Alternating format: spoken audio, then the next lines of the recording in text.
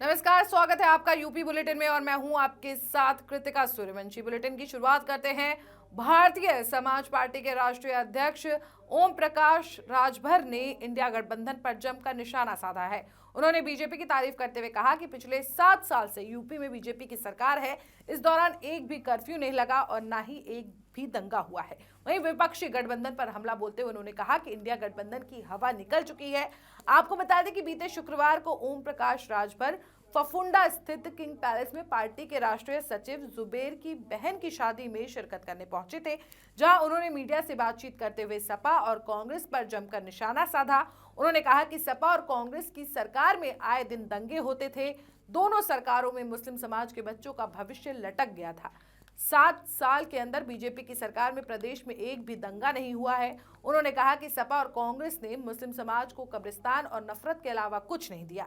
कांग्रेस, बसपा, सपा ने कितना विकास किया सब जानते हैं। इन पार्टियों ने सिर्फ पिछड़ों का हक लूटा है, केवल वोट के लिए उनको इस्तेमाल किया है।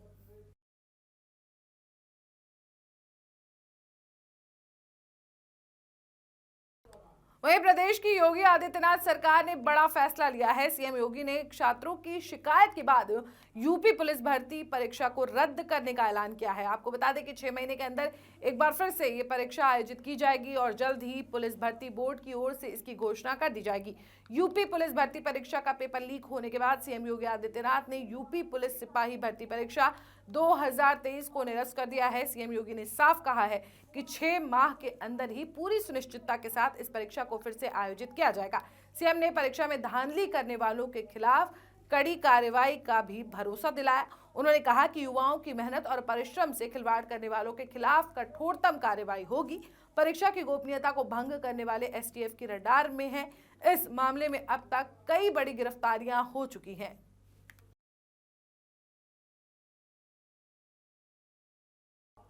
वहीं लोकसभा चुनाव और भारत जोड़ो न्याय यात्रा को सफल बनाने के लिए कांग्रेस जिला इकाई ने अपनी पूरी ताकत झोंक दी है। इसी को लेकर कांग्रेस की भारत जोड़ो न्याय यात्रा बुलंदशहर पहुंच गई है। इस यात्रा में कांग्रेस नेता राहुल गांधी और प्रियंका गांधी शामिल हुए।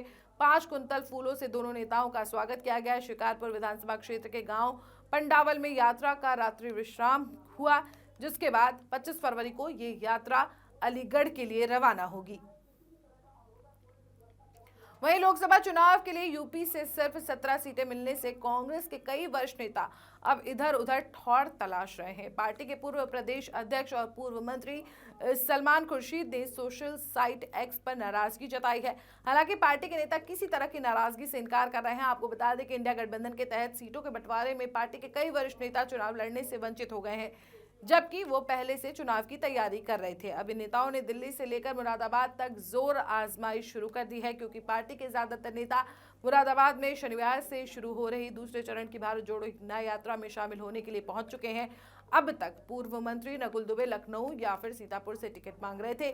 लखनऊ सपा के खाते में चली गई है, जबकि सीतापुर से पूर्व विधायक राकेश राठौर को मैदान में उतारने की तैयारी है। वहीं जम्मू कश्मीर के पूर्व राज्यपाल सत्यपाल मलिक ने अपने आवास और अन्य जगहों पर सीबीआई का छापा पड़ने के अगले दिन शुक्रवार को एक्स पर ट्वीट करके कई आरोप लगाए हैं। उन्होंने कहा कि सीबीआई ने मेरे आवास पर छापा मारा, जिसमें सीबीआई के प्रवक्ता ने मेरे आवास से भारी मात्रा में नकदी और विभिन्न शहरों में मेरी संपत्ति होने की बातें कही हैं, जो बिल्कुल झूठ है। मुझे बदनाम करने के लिए मेरे ऊपर झूठा लांछन लगाया जा रहा है।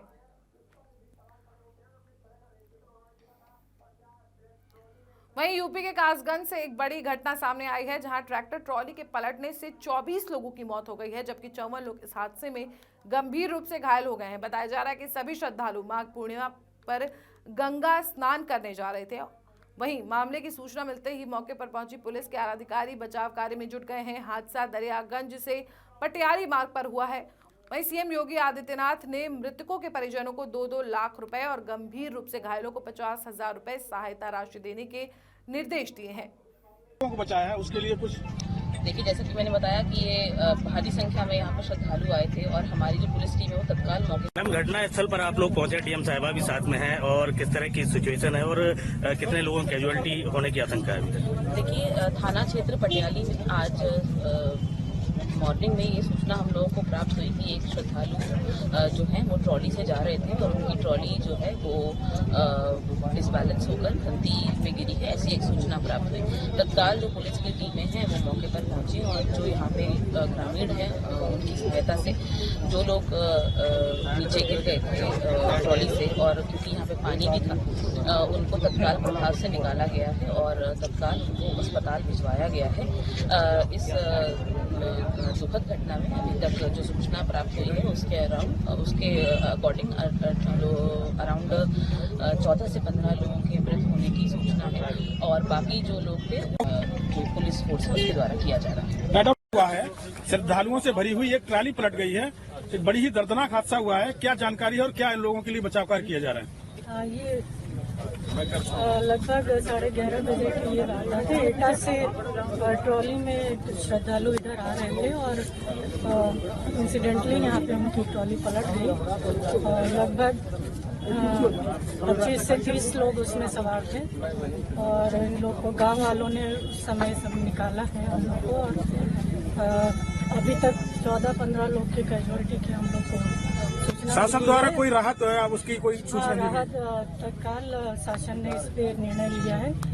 मृतक के लिए 2 लाख रुपए और जो घायल है उनके लिए 50,000 रुपए शासन। मैम, रेस्क्यू ऑपरेशन जो है पूरा कर लिया गया है, अभी भी किसी के पानी में होने की जो है संभावना है क्या? अभी जो यहाँ पे ग्रामवासी खड़े हैं लोग बता रहे हैं कि संभवतः हो सकता है एक आध बच्चा अंदर कीचड़ में फंसा हो, तो उसके लिए हम लोगों ने पंप सेट वगैरह का इंतजाम करा रहे हैं ताकि उसको ठीक से देख लिया जाए कोई भी यहाँ पे बॉडी। हादसे की मैम कोई वजह अभी तक सामने आ पाई? किस तरह हादसा हुआ, क्या वजह क्या रही? अब ये तो जो जीवित लोग हैं उनसे बात करके ही पता चलेगा कि उस समय क्या हुआ था, कैसे पलट गई उस समय। नाम क्या आपका? हमारा प्रवीण कुमार। प्रवीण कुमार जी, ये दरियागंज क्षेत्र पड़ता है जहाँ पर एक बड़ा हादसा हुआ है, गंगा स्नान करने जा रहे थे लोग, ट्रैक्टर गिरा है तालाब में, कितने लोगों की जो है कैजुअलिटी हुई है?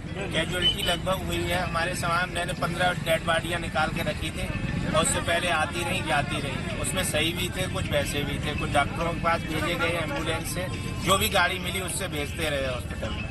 ये कैसे किस तरह आपको लग रहा हादसा हो गया? ये ट्रैक्टर आ रहा था गंगा जी, कोई मुंडन बच्चे का कराने जा रहे थे जी, और किस प्रकार हुआ अब ये तो नहीं जान सकते। मरने वालों में कौन कौन लोग शामिल हैं? महिलाएं ज्यादा हैं, कुछ बच्चे हैं। तो लगभग सारे लोगों को निकाल लिया गया? हाँ, सारे लोगों को निकाल लिया, कई बार उसमें राउंड लगा के सारा तालाब छान के देख के। किसी की जीवित होने की आशंका है? हाँ, कुछ बच्चे लड़कियां कुछ बच गई हैं, कुछ आदमी बचे हुए हैं।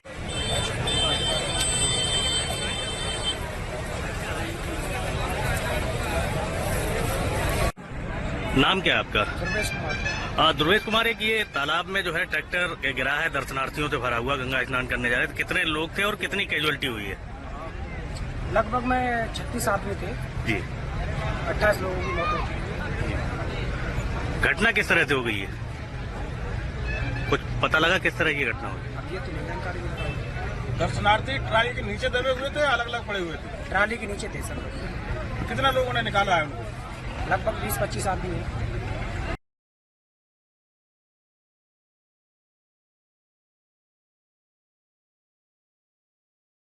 कुशीनगर में सड़क हादसे की घटना लगातार बढ़ती जा रही है। ताजा मामला नेबुआ नौरंगिया थाना के लक्ष्मीपुर गांव से सामने आया है, जहां गन्ने से भरा ओवरलोड ट्रैक्टर ट्रॉली भरा कर पलट गया। घटना के बाद से चालक मौके से फरार बताया जा रहा है। आपको बता दें कि ट्रैक्टर ट्रॉली चालक गन्ना क्रय केंद्र से शुगर फैक्ट्री पिपराइच जा रहा था। अचानक ट्रैक्टर चालक का नियंत्रण ट्रैक्टर से अनियंत्रित हो गया और ट्रैक्टर लक्ष्मीपुर गांव के पास पलट गया।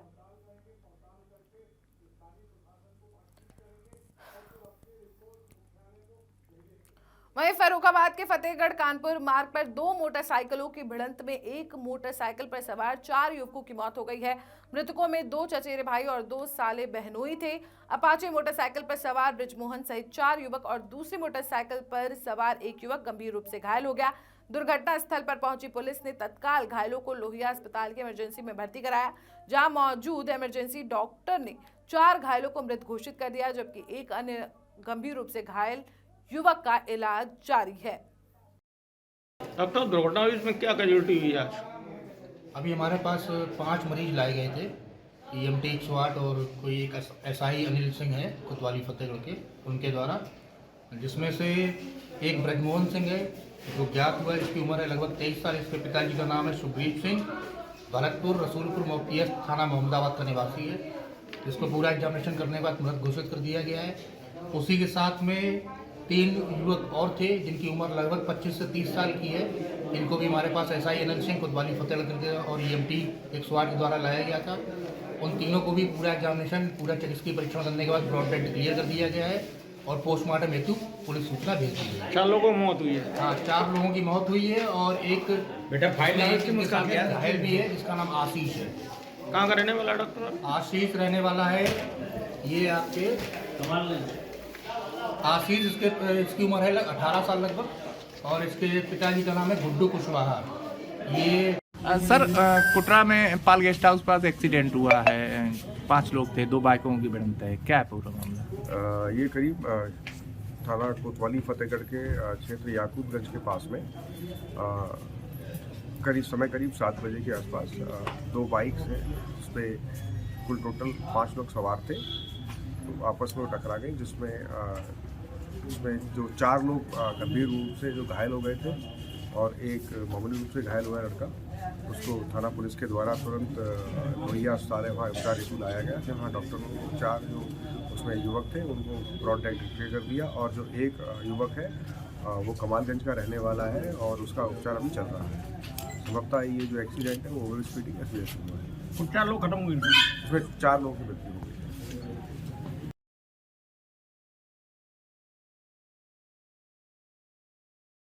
वहीं शाहजहांपुर बाबा संत गाडगे की जयंती के अवसर पर मिश्रीपुर सराय काइया अम्बेडकर और संत गाडगे पार्क में संत गाडगे की प्रतिमा पर फूल माला चढ़ाकर उनका पूजन किया गया। इस दौरान अरविंद कन्नौजिया और भवन्नू कन्नौजिया के नेतृत्व में अम्बेडकर पार्क से शोभा यात्रा निकाली गई। शोभा यात्रा सराय काइया पक्का पुल होते हुए हनुमत धाम राम लड़ैते पहुंची। शोभा यात्रा विधि विधान के साथ निकाली गई। शोभा यात्रा की शोभा बढ़ाने के लिए अरविंद कुमार कन्नौजिया, आदेश त्रिवेदी, अमित कन्नौजिया, रामशंकर पूर्व सभासद, संजय कन्नौजिया समेत कई गणमान्य मौजूद रहे। आज जो कार्यक्रम हो रहा है किस उपलक्ष्य में हो रहा है? आज बाबा संत गाडगे बाबा महाराज का 148वां जन्म दिवस मनाया जा रहा है और ये हम हर वर्ष के भांति मना रहे हैं और हर वर्ष मनाते हैं। हम अम्बेडकर पार्क मिश्रीपुर तिराहा से निकालते हैं और इसको हनुमत धाम पे अपना समापन करते हैं और हमारे साथ सभी धोबी समाज के लोग, अदर समाज के भी लोग इसको बड़ा हर्षोल्लास से मनाते हैं और बराबर मनाते रहेंगे।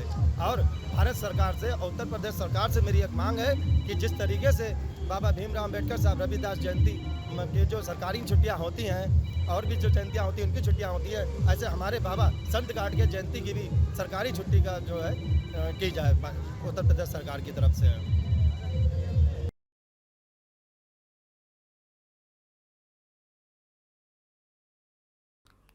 खबर गोंडा के दीवानी न्यायालय परिसर से है, जहां वकीलों ने आपस में मारपीट की। इस दौरान एक वकील ने दूसरे वकील पर लाठीचार्ज और लात घूंसे बरसाए। वकील की पिटाई का ये वीडियो सोशल मीडिया पर जमकर वायरल हो रहा है। मारपीट का कारण पुराना विवाद बताया जा रहा है। अगली खबर सोनभद्र के बिल्ली स्टेशन के पास की है, जहां मालगाड़ी की चपेट में आने से एक 19 वर्षीय युवती की मौत हो गई है। बताया जा रहा है कि युवती कोयला उतारने के लिए मालगाड़ी पर चढ़ी थी। अचानक मालगाड़ी के चलने से युवती का बैलेंस बिगड़ गया और युवती ट्रेन की चपेट में आ गई। स्थानीय लोगों की मदद से युवती को प्राथमिक स्वास्थ्य केंद्र चोपन ले जाया गया, जहां डॉक्टरों ने उसे मृत घोषित कर दिया। फिलहाल पुलिस ने शव का पोस्टमार्टम करवाकर परिजनों को सौंप दिया है।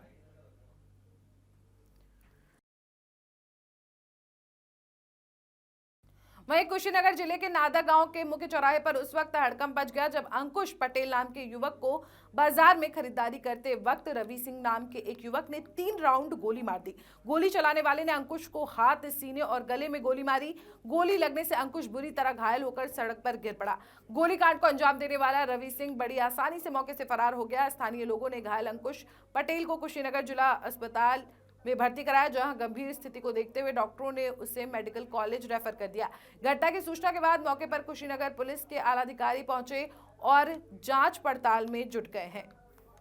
क्या है पूरा मामला? इन लोगों का मामला काफी दिनों से चल रहा है, 2-3 साल से। 3-4 महीने पहले भी यहाँ गोली चला था दुर्गा पूजा में। हमको शाम में 5 बजे सूचना मिला, तो उस समय हम कुशीनगर थे।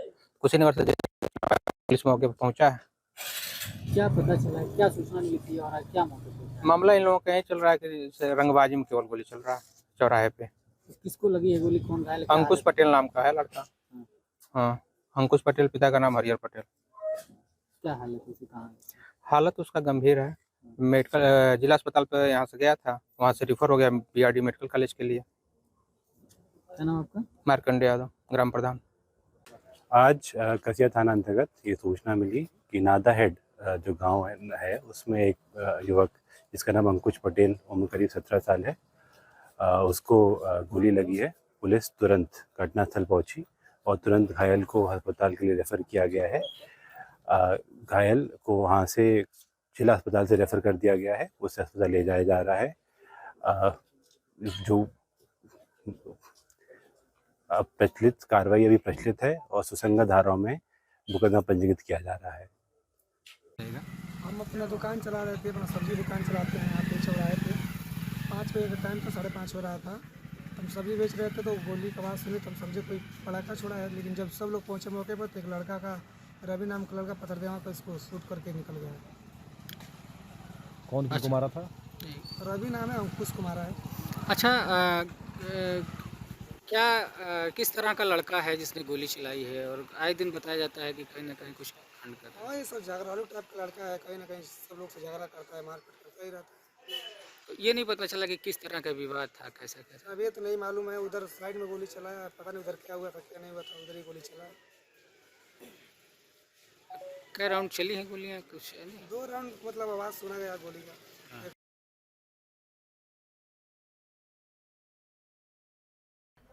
खबर बुलंदशहर के शिकारपुर क्षेत्र के बड़ा कोट से है, जहां 2 पक्षों में जमकर मारपीट हुई। इस दौरान दोनों पक्षों में जमकर पथराव भी हुए, जिसमें एक पक्ष के करीब आधा दर्जन लोग गंभीर रूप से घायल हो गए। घायल में 4 महिलाएं भी शामिल हैं। वहीं मामले की सूचना मिलते ही मौके पर पहुंची पुलिस ने सभी घायलों को सीएचसी हॉस्पिटल में भर्ती करवाया है, जहां उनका इलाज चल रहा है। आपको बता दें कि किसी बात को लेकर दोनों पक्षों में ये मारपीट हुई है। फिलहाल पुलिस ने दूसरे पक्ष के खिलाफ मामला दर्ज कर जाँच शुरू कर दी है। नाम शाहीन है, मैं शिकारपुर की मस्जिद वाली गली में रहती हूँ।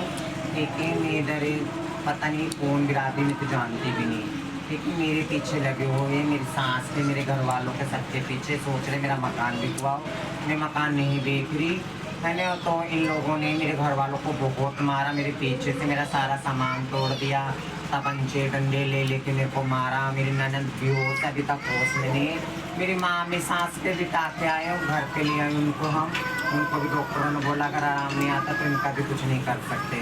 ठीक है, मैं पता नहीं क्या चाह रहे, मैं तो इनको जानती भी नहीं। मेरे साथ इतनी बदतमीजी, मेरी कोई सुनवाई नहीं हो रही थाने के अंदर भी। बताओ मैं क्या करूँ? थाने वाले शिकारपुर थाने के कोई भी सुनवाई नहीं कर रहा मेरी।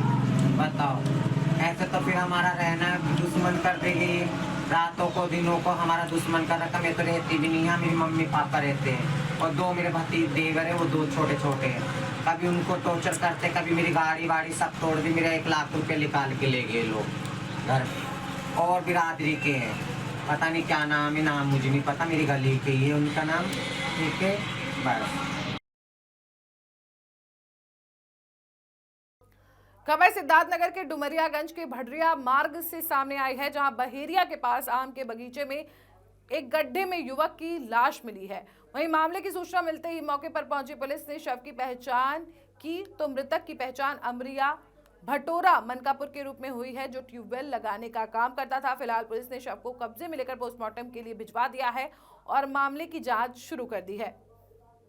लाश पाई गई है, इसके बारे में क्या कहेंगे? जनपद सिद्धार्थनगर के डुमरियागंज थाना अंतर्गत ग्राम बहेरिया में सड़क के किनारे एक व्यक्ति की लाश के संदर्भ में सूचना मिली। तत्काल मौके पर थाना अध्यक्ष पहुंचकर एवं फॉरेंसिक टीम मौके पर पहुंची। उसका पंचायतनामा और आगे पीएम की कार्रवाई की जा रही है।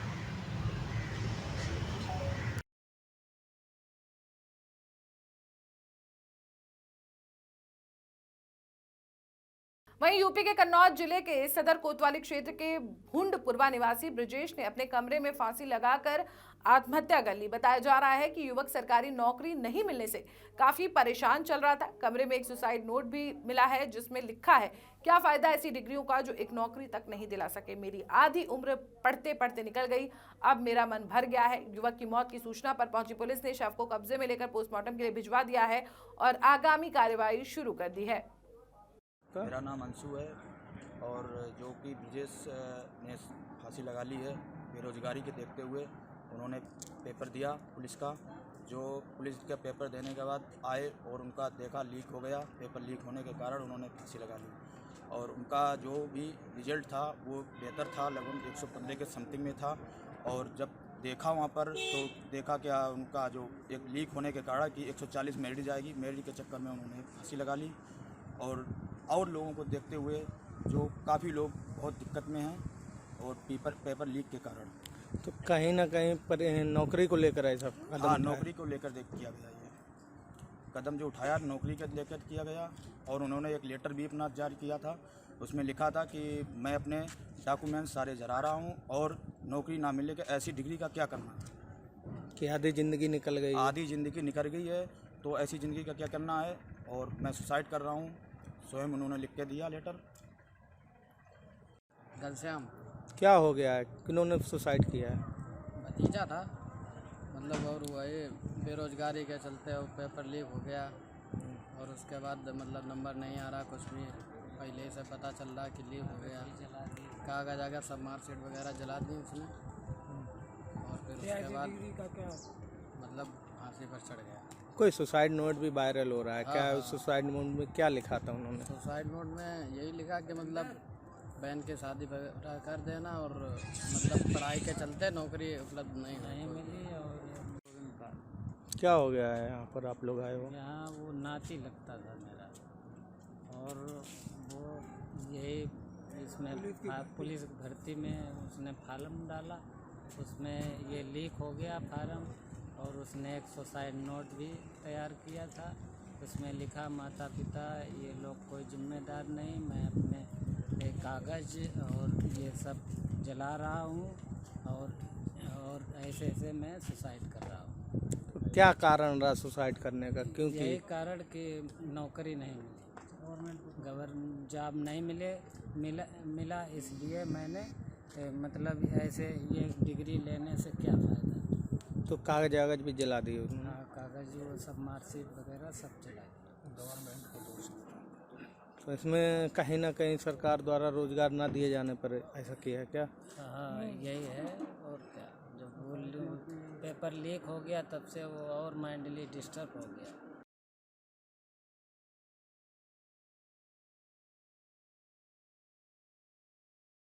कानपुर से मेमू और पैसेंजर ट्रेनों से लखनऊ, फतेहपुर, कन्नौज, फर्रुखाबाद, झांसी, प्रयागराज, टुंडला आदि शहरों के लिए जाना अब सस्ता हो गया है। आपको बता दें कि रेलवे ने कोरोना संक्रमण काल से पहले का न्यूनतम किराया 10 रुपए निर्धारित कर दिया है। संशोधित दर शुक्रवार से लागू कर दी गई है। अब तक न्यूनतम किराया 30 रुपए लग रहा था, लेकिन डिप्टी सीटीएम आशुतोष सिंह ने बताया कि कोविड संक्रमण से पूर्व मेमू और पैसेंजर ट्रेनों का न्यूनतम किराया 10 रुपए था। संक्रमण के दौरान इनका भी किराया एक्सप्रेस ट्रेन के बराबर कर दिया गया था। रेलवे की ओर से फिर से किराए में संशोधन कर दिया गया है, जिसका कानपुर के हजारों ट्रेन यात्रियों को लाभ मिलेगा। कानपुर सेंट्रल से फतेहपुर, प्रयागराज, झींझक, दिबियापुर, इटावा, कन्नौज, फर्रुखाबाद आदि शहरों के लिए पैसेंजर और मेमू ट्रेनें चलती हैं।